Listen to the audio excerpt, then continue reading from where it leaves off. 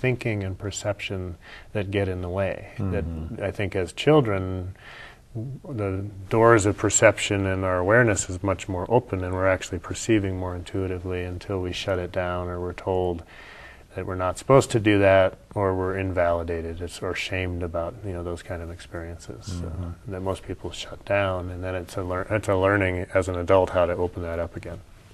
Start to pay attention. That's what I was thinking too. That in a sense, talking, and I know it's almost antiquated to talk right, left brain kind of jargon, but there are a lot of people who work in the arts who like to have access to working with a child before they've learned their alphabet even, because they want that pure experiential, we could call it right brain mode, not to be interfering with that freedom of flow of that sort of expression and awareness. So.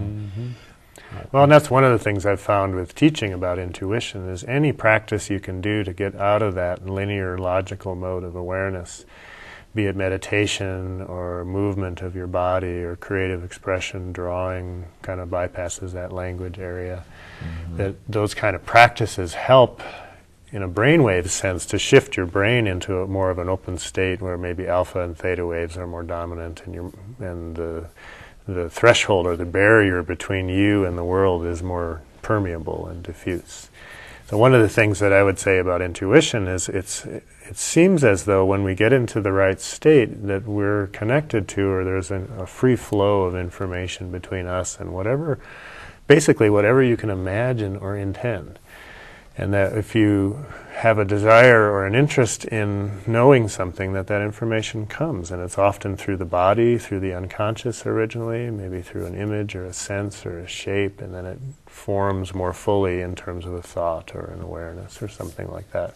So when people have a gut feeling, that's often the end result of what's going on subconsciously in the body. There may be many subtle levels of perception, and it finally gets strong enough that it crosses that threshold of awareness, and you notice. You go, oh, I have chills going down my back, or whatever it is. Well, a couple of things while you're talking about that, you're emphasizing the gut feeling part of it.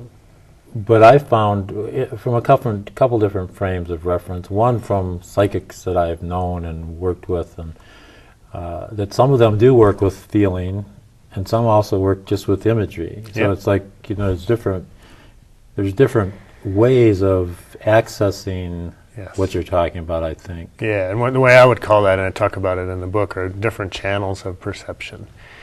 Visual, auditory, kinesthetic, body, direct knowing, and those are all different. Think of them as channels of awareness or perception. You can switch channels, you can focus on one more than the other. And in terms of our individuality and personality, we tend to have strength or certain channels that come easily for us. So I'm a fairly tactile person. It kind of manifests in the work that I do and my creativity. So when I'm tapping into my intuition, that kind of sensing comes real easy for me. And the visioning is a little slower. It doesn't come as quickly. But someone else may be just the reverse, maybe more of a visual awareness or something. Yeah. So some of the learning your own process is starting to pay attention to how your own awareness works and where your strengths are. Right.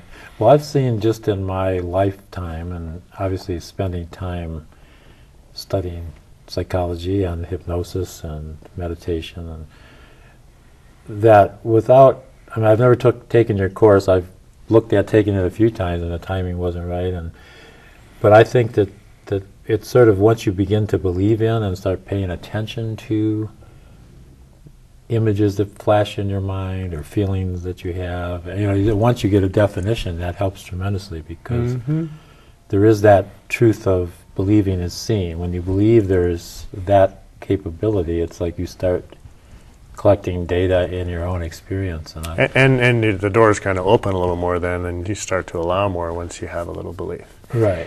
You tell me this, my experience is that part of what I feel like, I don't think I'm as psychic as I could be right now, but I don't consider myself to even compare to people who make a living doing it or are really proficient at it. But I find that And I'm in those terms of representational systems or those channels of experience, I've been kind of categorized as a digital person, although I feel like I've come a long way in terms of the other channels. And I also see with my intuition that some of it is clearly based on experience and feeling.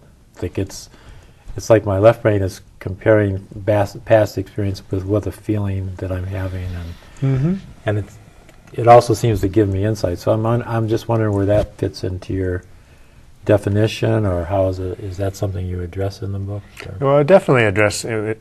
If I hear you correctly, I mean, it's some of it is well, I could say the basis of the way I present this and learning it is just starting to pay attention to what your own awareness and process is like. So for you, just starting to notice how your mind works, how memories come in, how awarenesses maybe are filtered by your beliefs and your expectations.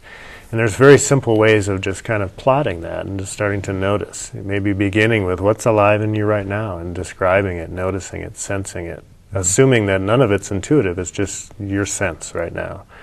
Then, as you start to move towards intuition, you can see maybe where more information will come, and it may come in a similar way, or it may trigger a thought or a memory. So oftentimes when people are learning, they'll get one piece of information that seems to come very intuitively from somewhere. Here's a feeling. Right. But then that triggers a memory, and suddenly they're thinking about something else, and it's totally their imagination at that point, and it's not intuitive anymore. So some of the learning is to slow down and relax and allow a kind of receptivity.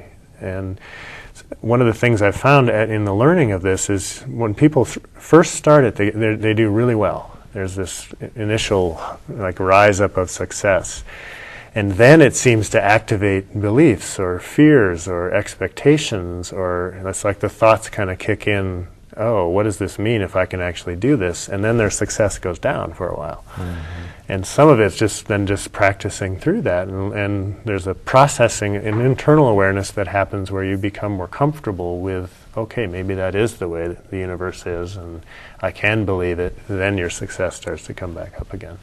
So part of it for me is a fascinating process of self-awareness when you undertake that kind of a learning. And that's kind of why I got into it. And I hope people can also feel inspired to explore it, because it helps just teach you about who you are, how your consciousness is, and this fascinating thing about how we're all interconnected in some way. So one of the exercises I was just going to say briefly people can try is when your phone rings, before you look at the caller ID or whatever you do, that's a great opportunity. Here's some information coming. Before you look, you can check in and ask yourself, what are you sensing? What are you feeling?